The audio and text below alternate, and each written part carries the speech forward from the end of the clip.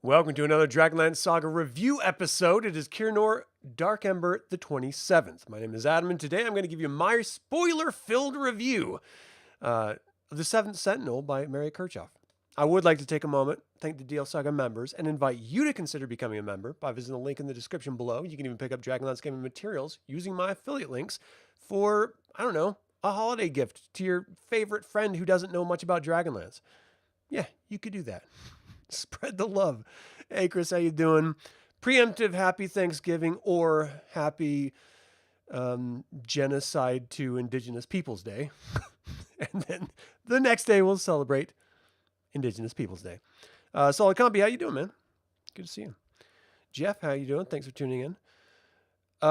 You thought this was the best in the series? You and I are going to disagree. 100% in about 25 seconds here.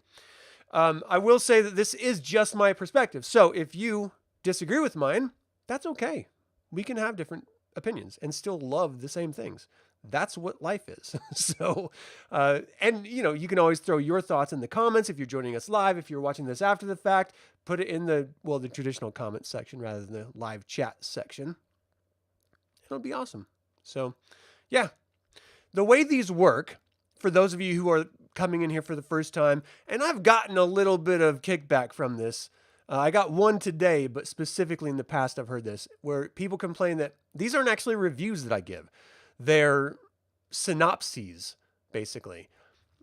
But they're both. And with any review, you're basically giving a brief synopsis anyway. The reason why I do these full written reviews where I'm telling you what's happening in the book, I'm not giving you every single detail and thought and character action I'm giving you a broad scope of what happened in the story. And that's for people who just don't have time to read these. You could just watch one of these, what I call reviews, and understand what the book is about and feel fine. And if you want to read it, you're going to get a lot more information, a lot more details, a lot more tertiary character information than I'm giving you. So it's not like I'm telling you every single story beat that happens. And sometimes I completely leave out massive story beats because it's not really germane to the flow of the narrative. So always remember that these are a mix between a review and a synopsis. It is not just me sitting here for 5 minutes saying, I like the book. Yeah. Or not. You know what I mean? I'm actually going to give you information about it. And if that doesn't fit with what you like to watch or hear, that's okay. You don't have to watch this video. There are tons of other videos out there on tons of other subjects that you could, go check out. That's just how I do it. So for those of you who like it, welcome. Enjoy. And if you don't, better luck next time. All right, let's get it into this thing. We return to the soap opera of the DiThons and Lyim, the Renegade. I am less thrilled at the beginning of this novel than the past two, which is a bit worrisome. Bram is overseeing the funeral of his verbally abusive drunk of a father and accepting lordship of his estate. Kira and Guerrand are not even really in the novel much initially. The Emperor of Ergoth, Mercadier Reddick, traveled to the DiThon's funeral/coronation to celebrate how well they're doing and confirm reports that faeries have helped redevelop their town. Bram neither confirms nor denies it, and the Emperor shares his affection towards magic and his desire to reunify and build up Ergoth. When he leaves, Guerrand takes Bram aside to tell him of his supposed ancestry of being a changeling or part tuatha. In order to determine the truth of this rumor, they seek an audience with the tuatha dundarael king, Widor. They leave a gift and are presented with tokens to enter their realm. They pass through it, which always reminds me of The Wizard of Oz and following the Yellow Brick Road. And that's not a bad thing. When they meet with the king, he confirms that Bram is, in fact, half tuatha on his mother's side, which was not what they expected to hear at all. He is, in fact, his father's son. His mother, the tuatha named Primula, left the king's realm years ago to forge her own way. Bram asks to find out how to find her, and he's offered a guide and asked to have her speak with the king again. In the Plains of Dust, in a city named Kindaras, Lyim has successfully evaded the Orders of High Sorcery for years, and is now a high-profile Anarin, or tax collector in the city, vying for more power. This is probably the most frustrating part of this novel. How could the orders not be able to find and kill one dude? It makes them all look like idiots. There's a half-baked excuse about treaties between the city and the orders, but I find it incredulous. More to the point, the description of the city is like it's in Kerr, not the Plains of Dust. It doesn't even feel like Dragonlance at all to me, but rather some random walled city in Mesopotamia. It has truly taken me out of the novel and has me actively shaking my head as I read it. In any case, Lyim sets up another one of the other Anarin's death in front of the city ruler, which gives him clout and is brought into his inner circle. At a party, he walks the halls to discover a ghostly being named Ventir, who is a manifestation of a magical gauntlet which absorbs magic. It has been used to magically construct the city that they're in, but it is running out of power, and as the current leader refuses to use the gauntlet out of ignorance, it beseeches Lyim to help and use it. This would follow Lyim's own grand scheme of getting rid of magic forever and laying low the orders. Awfully convenient, but hey, that's what stories do. So he further arranges from the ruler to travel with his usual escort throughout the streets, which I believe is where Lyim will kill him and steal his power. Back in Fayville, Bram leaves the king to find his mom, and Rand is nowhere to be found. I don't recall him going anywhere. He's just no longer in the book. So Bram finds his mom talking to a centaur, thanks to a centaur guide, which, if the centaur knew where she was the whole time, why was she missing from the king's knowledge? Anyway, he talks to her and she's indifferent to him, even though she is in fact his mother, and he asks her to teach him the ways of the tuatha. He wants to understand his heritage and to choose which path to follow going forward intelligibly, with knowledge. She accepts, but tells him it may cost him his life. Now, there is never another story beat about why it would cost him his life, potentially.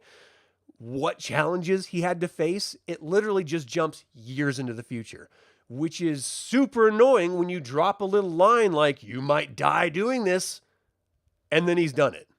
Well, why even put the line in there then? Again, a very rough start, in my opinion, to what has been a fantastic trilogy thus far. Fingers crossed, it picks up. So Lyim staged the murder of the current potentate and took his place, murdering all who were loyal or worked for him, and used the gauntlet to protect the city from the wild environment of the Plains of Dust, outlawing all weapons. Years pass. As Lyim adopted the role of potentate Anarin IV, Bram was studying with the tuatha. He finally returned to Thonville to find Kira and Rand talking about how magic had started to fail, an obvious reference to the gauntlet Lyim was using to steal arcane magic. And now, we finally get to the sorcerer information I had heard about. And this is only important because sorcery wasn't a thing in Dragonlance until the 5th Age, but this is clearly set in the 4th Age, and I remain insistent that sorcery is still not a thing. Not even in this book. You see, all magical creatures took their magical powers from Krynn. There were some who got it from the gods, but most magical beings all used it from Krynn. Is that sorcery? Kind of. But only the humans and demi-human races couldn't access it. And they can't in this novel either. The only reason why Bram can access it is because he's half tuatha. He is a creature like them. This is not the wild sorcery of the 5th Age or of Dungeons & Dragons 5th Edition. The sorcery of Dungeons & Dragons 5th Edition or 5th Age cannot be used by human or demi-human races till it was taught to them by the god Takesis in the 5th Age. This may all be semantics, but it is integral to the development of this story and the role-playing game itself. Now, you can do whatever you want in your home games, but sorcery was not accessible by PCs till the 5th Age. Full stop, period. Now that that's done, Bram also used divine magic of Chislev. So as the tuatha found magic disappearing, it didn't really affect them at all, only wizards, as they relied on the magic from the gods Lunitary, Solinary, and Nuitary. The gauntlet only sapped magic from them. So, the Orders invited Bram and Rand to Wayreth Tower after having sent multiple assassination attempts, including their latest assassin named Isk, who turned into Lyim's service. They all failed. Again, I simply don't believe Lyim could have bested wizards without using magic before he had the gauntlet, which was years on the run. The Orders told Bran and Rand that they are the last and best hopes of defeating Lyim. So they make their preparations and hide Bram in the mirror that Rand has been using in the previous books. When Bram goes inside, he discovers Kira in there. She snuck in after overhearing them talk. She wants to help, but you can guess how this all goes. As Lyim is rallying his citizens to go out to murder mages all over Ansalon, Bram enters to seek an audience. Naturally, Lyim believes he is undefeatable, and so he meets with him, and Bram leaps out of the mirror and casts a spell to intertwine Bram with vines and thorns. Now, the reason why he's able to cast magic is because he is using priestly magic from Chislev. It's never overtly said that he's a priest of Chislev, just that that's who he prays for his magic. And supposedly the Tuatha are able to use the magic of Krynn itself, but he only really uses that to travel through what we could refer to nowadays as the Feywild. There's actually a like the faerie way or something like that in the book. I can't remember what they called it. So it nearly worked perfectly, but the gods were the guards were cutting through all the vines in order to stop Bram, and Lyim was breaking through them as well. And then Kira popped out of the mirror. Lyim grabs her as a hostage, of course he did, and the guards break through and knock Rand out. That was the second third of the book. This final third needs to do a few things. 1, explain the cover. The Lost Citadel hasn't been in the story yet. Only the second bastion. And if that's in fact the bastion, where's Rand or Bram, depending on who is actually on the cover? 2, Nuitari has yet to get involved to pay off the mark that Rand has on his robes since the last novel, which was brought up earlier in this novel. And 3, Lyim needs to die. Now, I would do it myself if I could. He is a frustratingly douchey character, and I want to seriously beat his ass.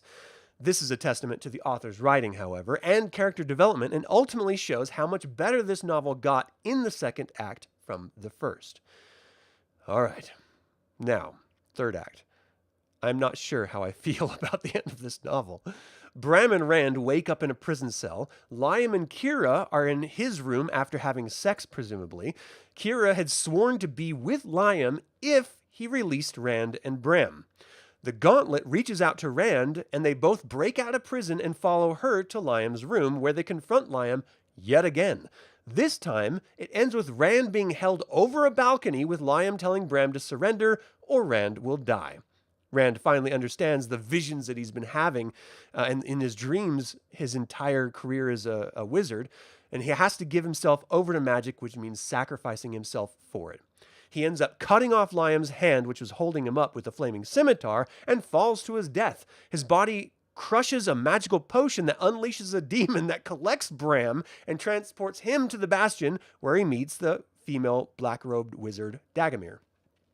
Bram and Dagomir immediately connect with each other on an emotional level as they talk about what happened. The head of the Orders are arriving to discuss the outcome of the failed attempt. Back in Kindara's, Lyim uses a wish spell to restore his hand and again don the gauntlet. Weakened as the palace crumbled without the gauntlet used, he forms his army and they begin to march from the Plains of Dust to the Forest of Wayreth to bring down the Tower of High Sorcery. There is so much that frustrates me in this bit. 1, the tower doesn't actually reside on Krynn. It exists in a pocket dimension, though that wasn't actually written until after this book was published. 2, if Lyim can cast a wish spell, he is an incredibly powerful wizard. More than that, more than we've ever been shown that he is capable of in the past, which belies his desire to erase magic if he's actively using magic all the time. He makes an argument in it saying, I'm going to use it to destroy it and then I'll never use it again. Bullshit is what I say. 3, it makes Rand's sacrifice completely pointless. The reason why Rand sacrificed himself to the magic is to cut off Lyim's hand and stop him from sapping the magic. That's the sacrifice. But if Bram can just wish his hand, bloop, right back, There's no point of Rand having done that in the first place. It's literally the next scene. It's so aggravating. And 4, this makes Kira the worst type of character out of nowhere. She was awesome before, and now she's a would-be traitor to her brother and nephew to be with a murdering son of a bitch. She actually watched him murder innocent men, women, and children. And she still stays with him voluntarily. It's sick.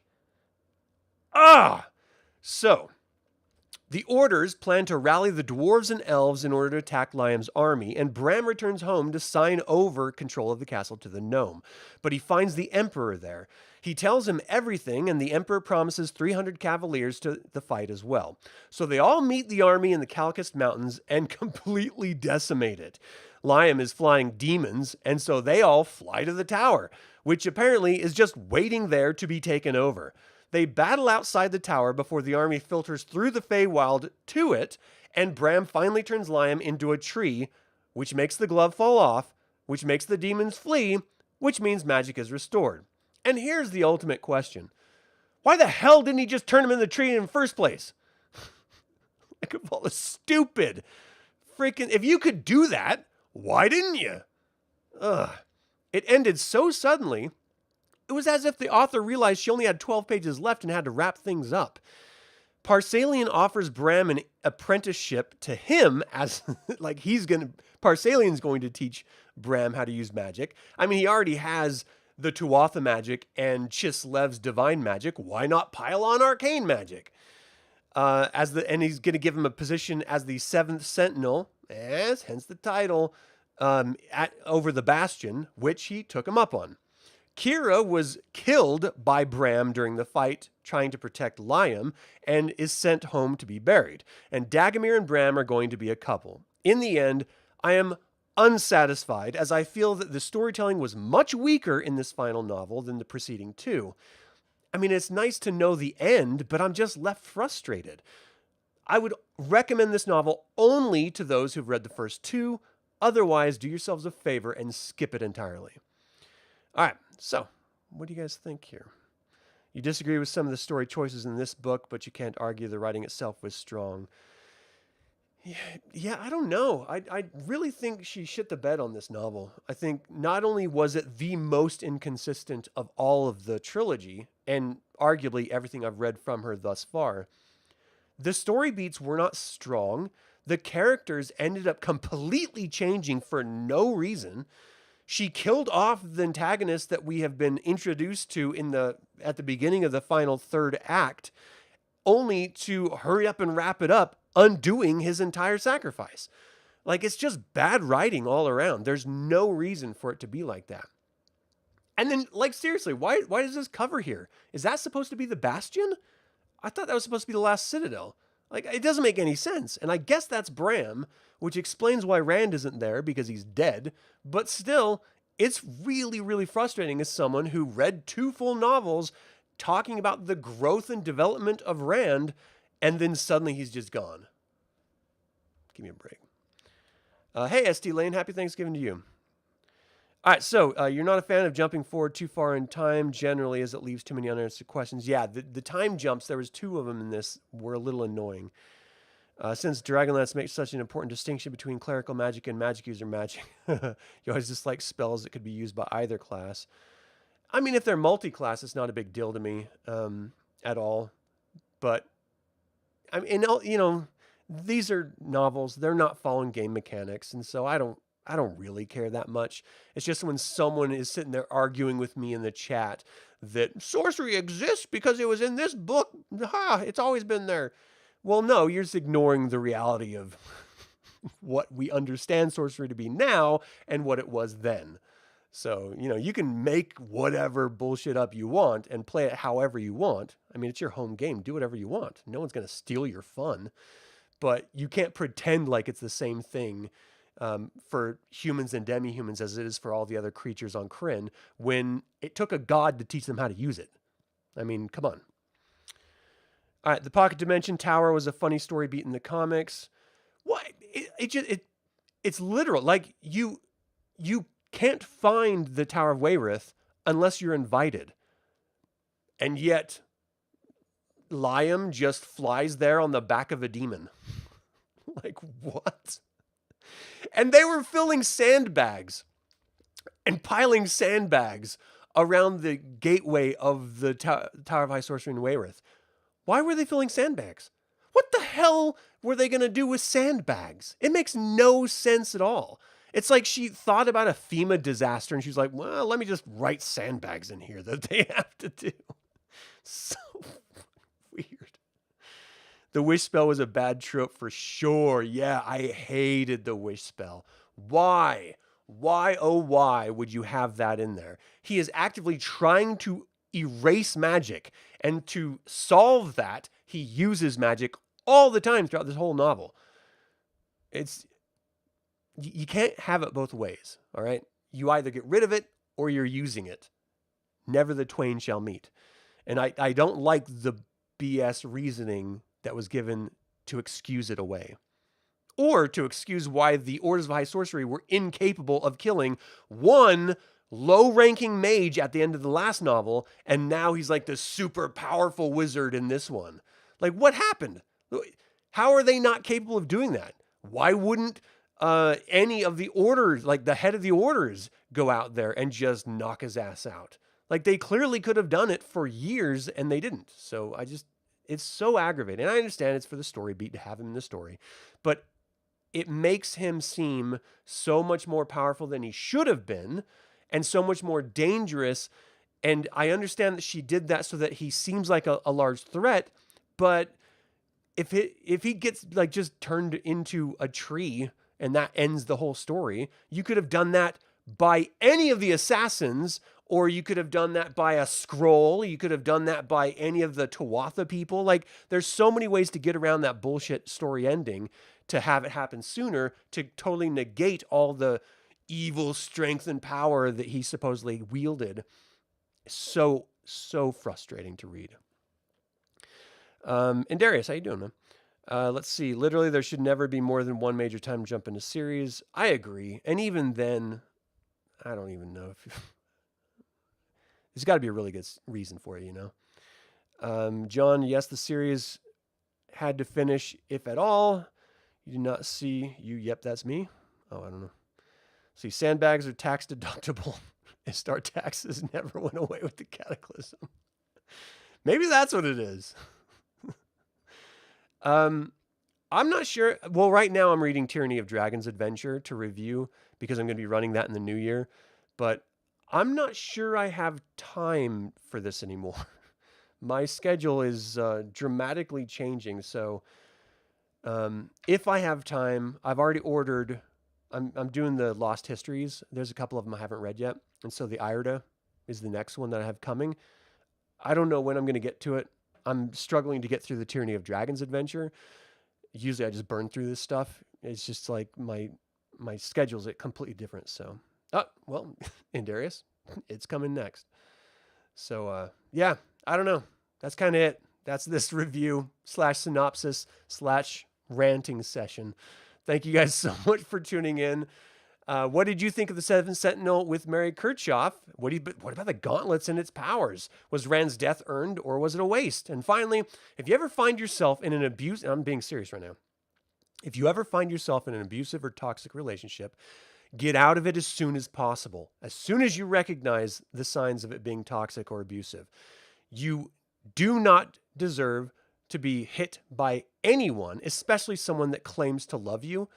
And if it's a repeated behavior, then clearly it's something that they're not going to stop doing. If you need to call the police, do it.